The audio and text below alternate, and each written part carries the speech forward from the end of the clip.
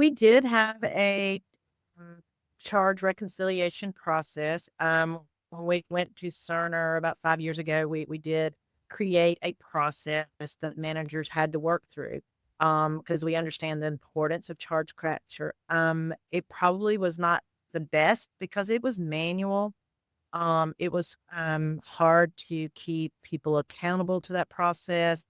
It's also very time consuming for our managers, and we weren't really sure they were doing daily reconciliations. We had created when we first went live with Cerner, we did dailies for a long time, just to make sure that the system was built right, things like that. But then we went to managers had to turn in something weekly to do that.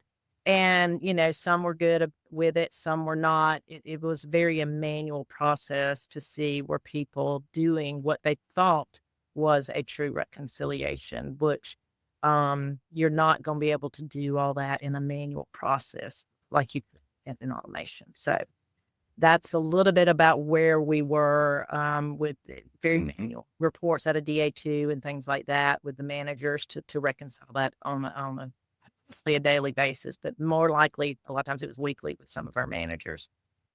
We have a revenue integrity director who was, ultimately responsible for working with the managers to make sure that these were done daily, working with them when they did find things, because you do find things that, something is not generating a charge. And so they would work through that. But, it was, again, a very manual process. And as you all know, some of your departments have lots and lots of volume, like pharmacy and lab.